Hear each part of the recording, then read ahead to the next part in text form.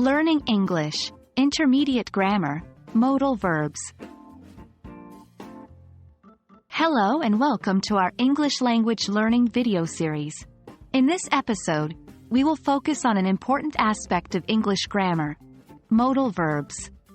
Specifically, we will explore the topic of negative forms and questions related to modal verbs. So, let's dive right in.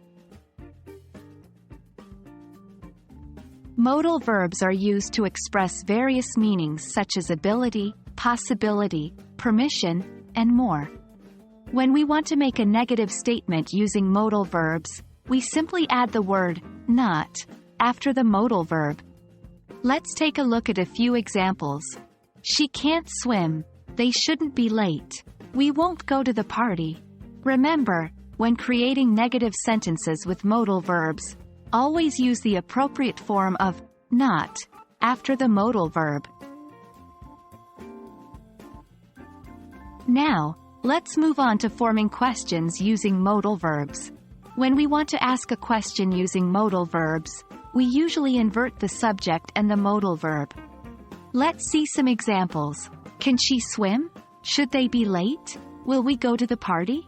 Notice how the subject and the modal verb are inverted in the question form. This is a common structure when asking questions with modal verbs. In some cases, we may want to ask a negative question using modal verbs.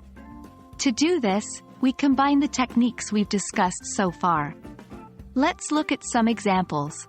Can't she swim? Shouldn't they be late? Won't we go to the party?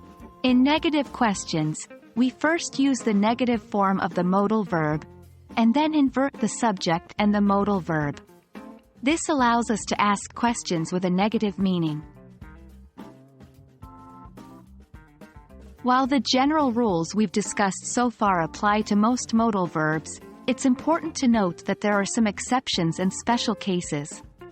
For example, the modal verb, ought to, is already negative in meaning, so we don't need to add not to create a negative statement.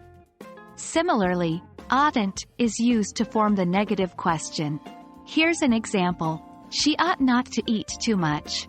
Always pay attention to these exceptions when using modal verbs in negative forms and questions. Congratulations! You've learned about the negative forms and questions with modal verbs in English.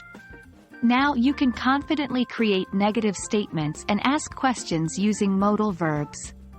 Remember to practice these structures in your conversations and writing to reinforce your learning.